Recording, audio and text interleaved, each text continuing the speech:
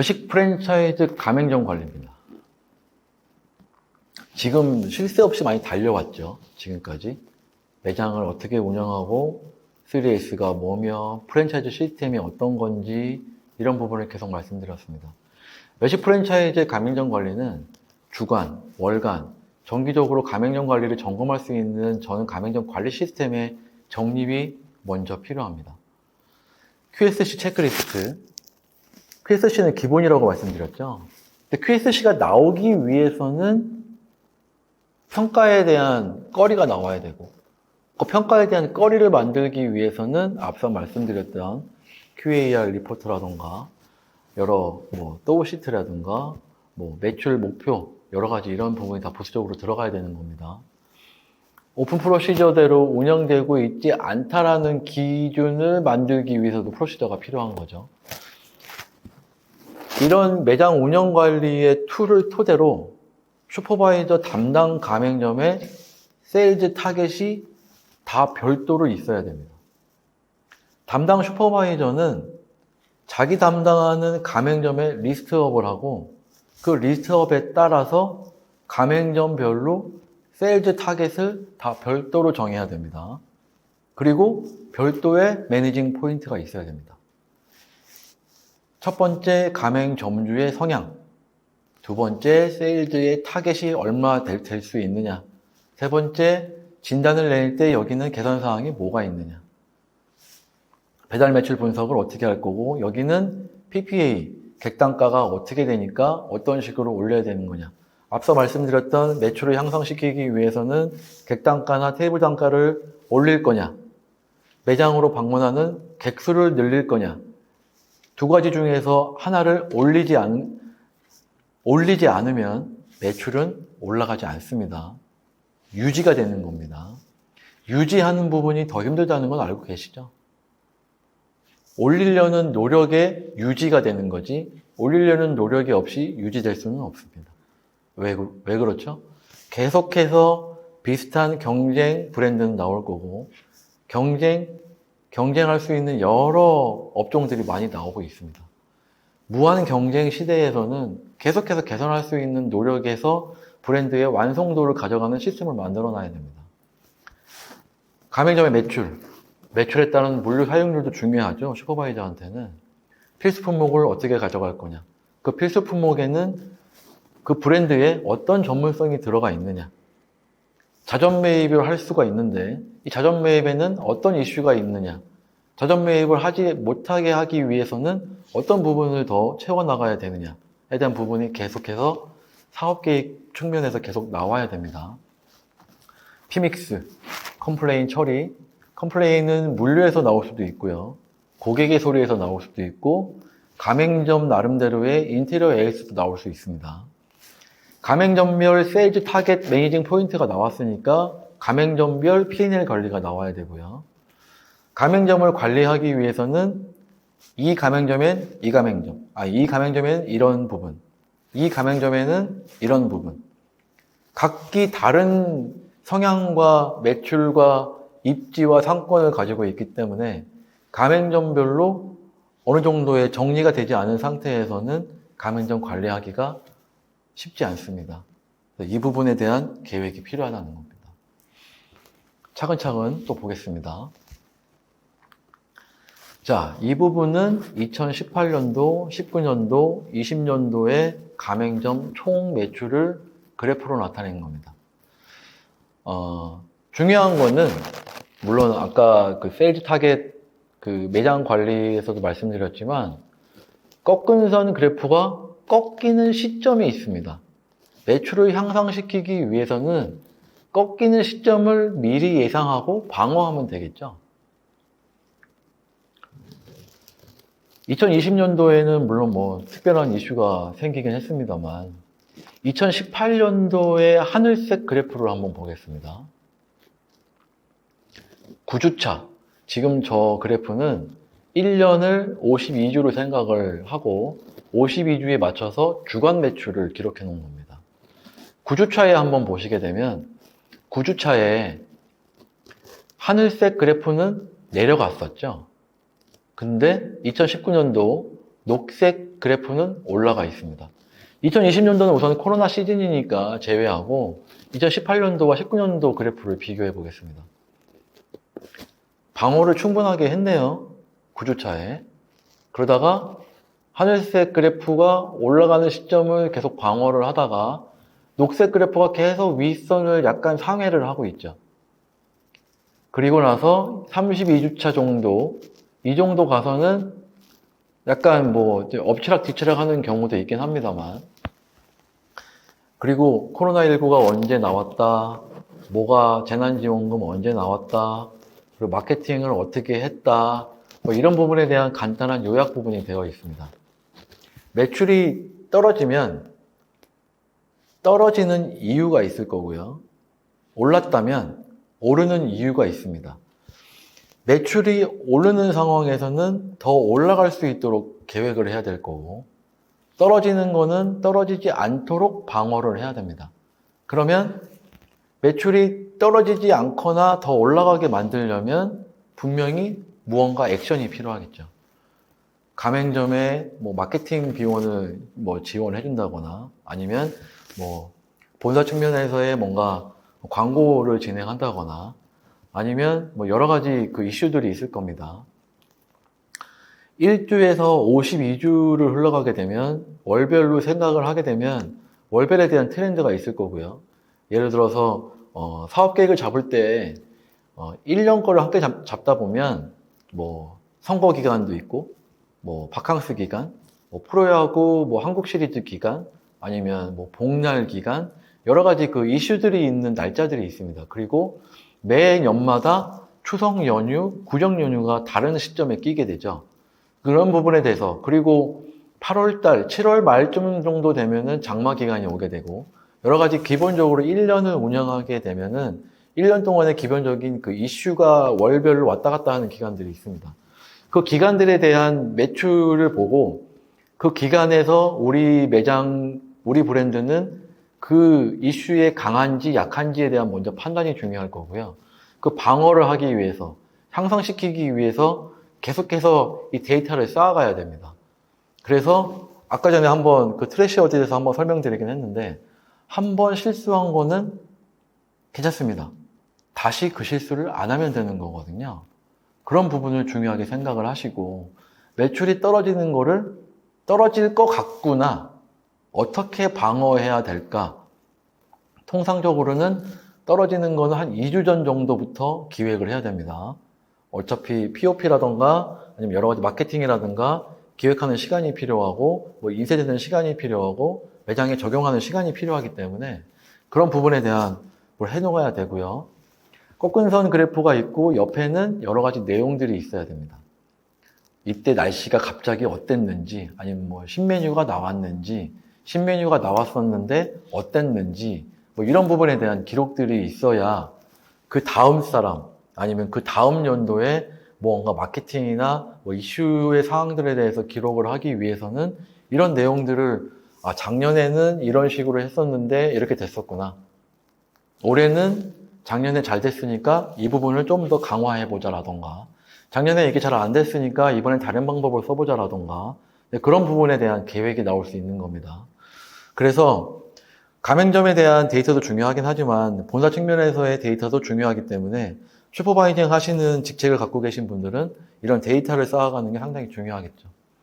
그리고 상황에 따라서 신메뉴가 출시됐을 때 어떤 시점에서 출시를 해야 되는 건지, 이게 출시를 하는 이유가 뭔지, 출시하는 목표가 뭐고, 어떤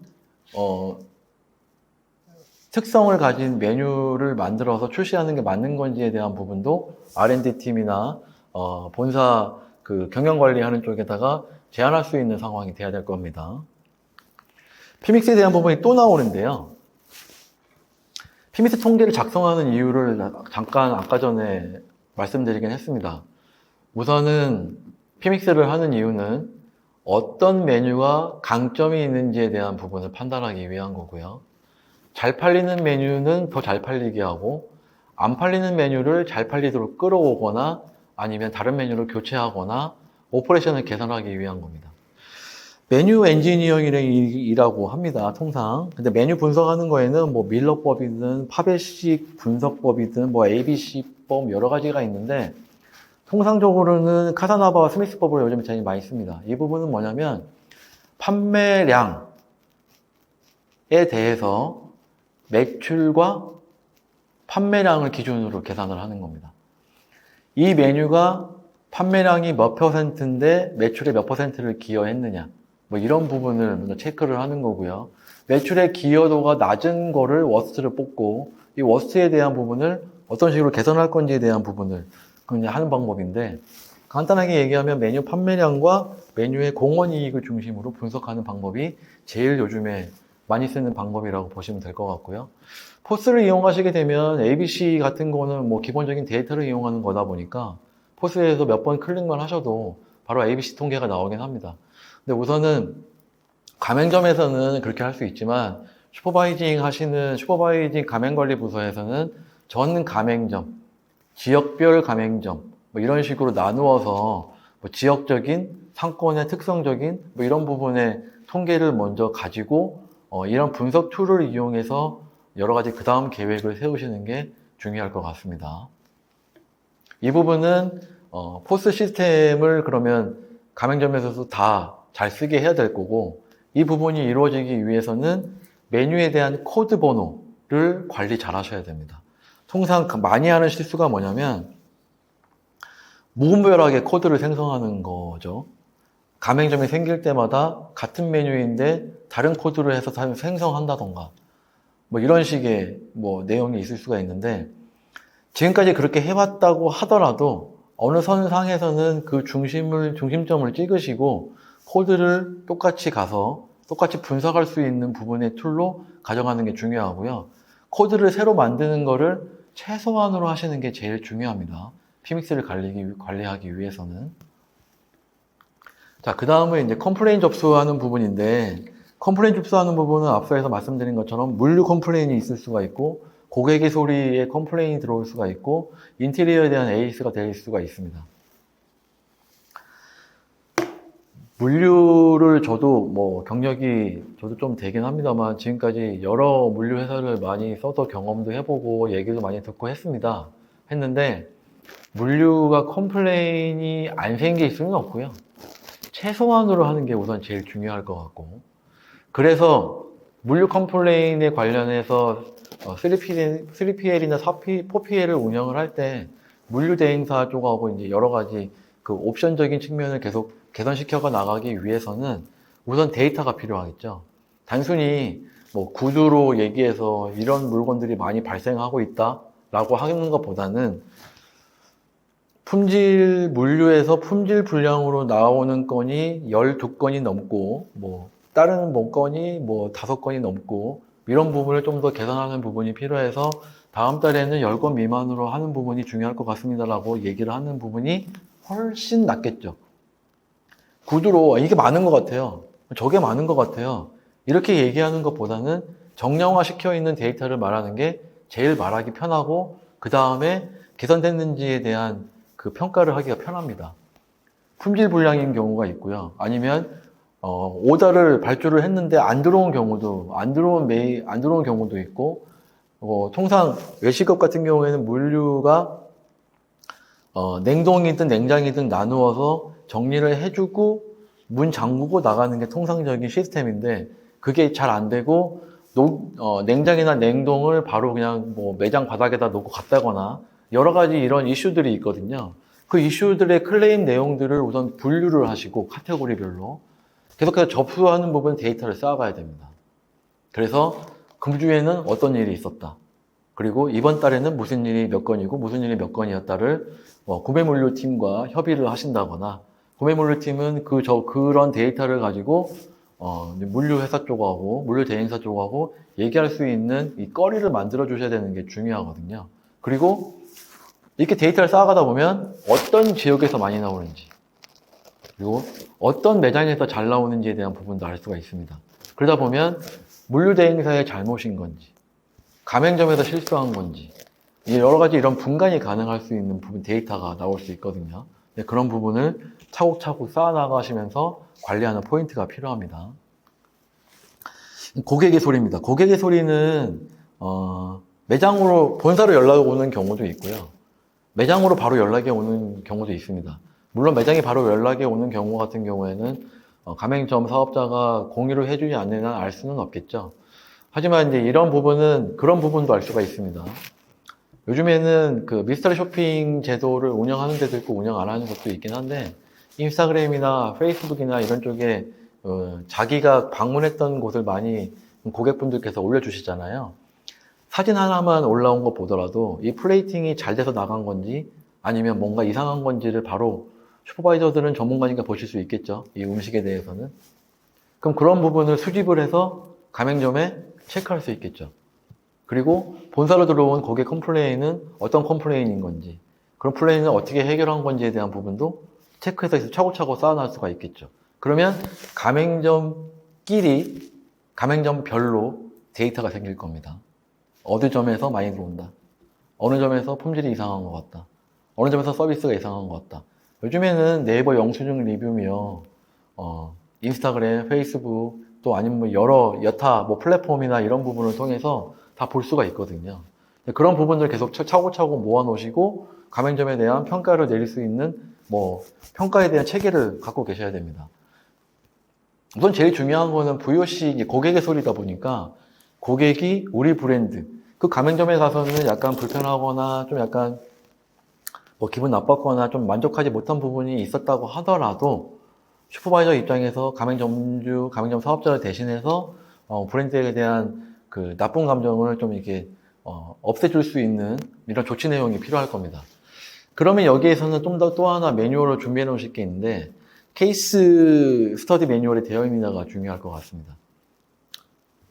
서비스에 대한 불만인 건지, 그러니까 QSC를 기본으로 해서 품질에 대한 불만인 건지, 서비스에 대한 불만인 건지, 청결에 대한 불만인 건지를 분간할 수가 있고요. 이 분간한 거에 대해서 여러 가지 그동안에 데이터가 있을 수가 있고 아니면 충분히 예상할 수 있는 불만 사항들이 있을 겁니다. 그럼 그런 불만 사항들을 하나하나 케이스별로 다 정리를 해 놓으셔서 매뉴얼을 만들 수가 있겠죠. 슈퍼바이저가 혼자 있는 게 아니기 때문에 그렇고요. 가맹점 사업자한테 가서 교육시켜줘야 되는 교육 매뉴얼로 활용하실 수도 있고요. 예를 들어서 첫 번째는 품질에 대한 이슈는 여러 가지 이런 이슈들이 있었는데 이거는 이런 식으로 해결하자. 서비스는 이런 내용이 있었고 이런 식으로 해결하자. 청결은 이런 식으로 해결하자. 간혹 키오스크나 테이블 오더를 쓰다 보면 브랜드의 정체성으로는 키오스크나 테이블 오더를 해야 되는데 고객의 입장에서는 그 정체성에 대해서 못 느끼시고 키오스크나 테이블 오더에 불편함을 호소하는 분도 계실 거고요. 이런 부분을 통해서는 고객에 대해서 브랜드 인지도에 대한 정확한 원칙을 심어주실 수도 있고 아니면 키오스크와 테이블 오더를 설치했으나 고객이 봤을 때에는 아직 그 전체성이 느껴지지 않으니 브랜딩을 할 때 기획에 대한 부분을 좀 더 자세하게 하자던가 이런 부분이 나올 수 있는 결론이 나올 수가 있어요. 이런 평가 부분도 우선 가지고 계셔야 될 것 같습니다. 그 다음에가 이제 슈퍼바이저가 조금 해결하기 애매한 그 인테리어 사항이라던가 아니면 본사에 갖고 있는 여러 사항들이 있을 수 있어요.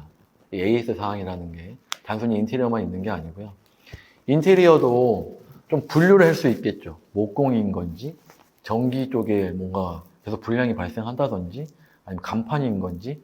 그러면 본사에도 인테리어 팀이 있고, 그 인테리어 팀도 매장 공사를 함에 있어서 목공이라든가 전기라든가 그 항목별로 하고 있는 거래처가 다 따로 있을 거기 때문에 어떤 곳에서 많이 문제가 발생하는 건지에 대한 데이터를 챙길 수가 있겠죠. 근데 중요한 게 뭐냐면 AS는 발생할 수밖에 없습니다. 아무리 무결점으로 만들어 놨어도 그 무결점이 각기 사용하거나 매장에 가면 다 환경이 다르기 때문에 AS는 발생할 수밖에 없습니다. 하지만 발생할 수밖에 없다고 해서 무관심하게 놀 수는 없겠죠. 그걸 어떻게 하면 AS 사항을 줄여갈 수 있는지에 대한 목표를 가지고 움직이셔야 되죠. 또 하나 애매한 거는 특히나 이 매장에서 발생하는 AS가 해결이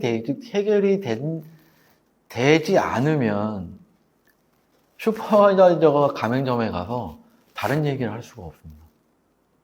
이게 해결되지 않으면 가맹점 사업자하고 얘기가 안 되는 내용들이 많거든요. 그러니까 가맹점 사업자 입장에서는 가맹본사가 공사도 다 했고 니네가 다 AS 해줬는데 이걸도 해결도 못 해주면서 슈퍼바이저 당신은 나한테 와서 이거를 하라고 얘기를 하는 거냐, 이렇게 하면 앞뒤 논리도 안 맞을 뿐더러 솔직히 슈퍼바이저 되게 당혹스럽게 되는 상황이 많이 있습니다. 물론 인테리어라고 하는 것이 그 매장 인테리어를 우리가 손대지 않은 부분에서 물리적으로 발생하는 부분도 있을 수 있어요. 뭐 건물의 자체적인 문제라든지 아니면 건물에서 같이 임대를 쓰고 있는 다른 매장 때문에 생기는 일이라든지 여러 가지 뭐 경우의 수라는 게 생길 수 있습니다만, 우선은 본사 입장에서는 최대한 신속하게 해결할 수 있는 상황을 만들어 보려고 한다는 의지를 보여주는 게 필요합니다. 똑같죠. 고객 VOC도 마찬가지입니다.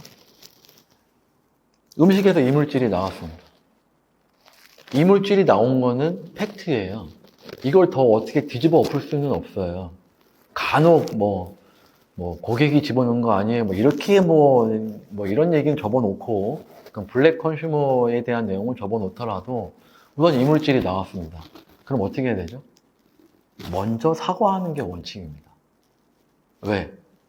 우리 집에서 먹어서 나왔기 때문에 우선 도의적인 차원에서 사과하는 게 맞습니다. 그 사과한다고 해서 네 책임이야 이런 부분보다는 말로써 하는 거죠. 솔직히 고객님 죄송합니다. 이 이물질이 나온 거에 대해서 우리 매장에서 드시고 나왔기 때문에 물론 어디에서 나왔고 어떻게 해결할지에 대한 개선 방법은 다시 한번 알아서 말씀드려야겠지만, 우선 도의적인 차원에서 저희 매장에서 음식을 드시고 이런 이물질이 나온 거에 대해서는 진심으로 사과드립니다를 말씀드리고 시작해야 됩니다. VOC 시작을 할 때는. 근데 그 부분이 아니라 통상 우리가 어떤 곳에서 불만을 더 느끼게 되고 확장이 되는 거죠. 가맹점 사업자라든가 본사의 입장이 약간 뭔가 난색을 표한다던가 방관한다던가 아무것도 아니라던가 이런 식의 대응을 함으로써 일이 커지는 걸 저는 되게 많이 봤거든요. 우선은 그 고객에게 집중을 해야 되는 게 우선입니다. 고객도 알거든요. 눈빛을 서로 마주하거나 전화 음성만 들어봐도 이 사람이 정말 나한테 생긴 문제를 해결해 주려고 하는 거구나, 그냥 말만 그러는 거구나, 금방 느낄 수가 있습니다. 우리가 왜 TV 보면서 드라마 보면서 연기 잘한다 연기 못한다 하는 부분이 있잖아요. 저 사람 발연기다, 저 사람 연기 저 사람 연기 많이 늘었네, 잘하네, 이렇게 얘기하는 경우 있잖아요. 똑같습니다. 다른 부분이 없습니다. 사람하고 사람이 대하는 거고요. 우리는 거기에서 메뉴를 그 메뉴 판매가에 맞게 정가를 받고 팔았을 뿐입니다. 하지만 실수는 할 수 있죠. 로봇도 가끔 실수를 하는 상황에서 로봇이 아닌 이상 실수를 안 할 수는 없습니다. 그 부분을 생겨나서는 안 되지만 어떻게 해결했느냐가 제일 중요한 관건인 것 같습니다. 지금 컴플레인 3가지 그 데이터를 만들어야 된다는 얘기를 말씀드렸어요. 컴플레인, 물류 컴플레인 얘기했었고, VOC 얘기했었고, 인테리어 AS, 여러 가지 이런 사항 얘기했었는데, 중요한 거는 진심으로 다해서 그거를 해결하려고 하느냐가 중요하겠죠. 간혹 이런 경우 있습니다. 발주량을 적절하게 해서 발주를 했는데 그 아이템이 문제가 생겨서 버리게 생겼습니다. 그러면 그 아이템이 버리게 생겼기 때문에 가맹점 사업자는 그 아이템이 없으니까 그날 장사를 못 하겠죠? 그러면 다른 매장에서라도 빌려서 할 수 있는 이런 노력이 좀 필요하겠죠. 슈퍼바이저 입장에서는 어느 매장에서 빌려준다던가 아니면 품질에 문제가 생겼으니까 물류사를 통해서 퀵으로 보낸다던가, 물론 거기에서 들어가는 또 대외 또 부수적인 비용이 또 따라갈 수는 있겠죠. 하지만 우선은 가맹점 하나를 만족시켜 나갈 때 전반적인 가맹점의 만족도가 올라가는 거지 그 하나하나 그때 들어가는 3만 원, 뭐 2만 원, 뭐 이 정도의 금액을 따지다 보면 나중에 이게 기하급수적으로 올라가거든요. 물론 누가 잘못했는지 시시비비는 가리는 게 맞습니다. 하지만 우선 그 가맹점이 운영될 수 있도록 운영을 정상화 시켜놓고 얘기하는 게 맞겠죠.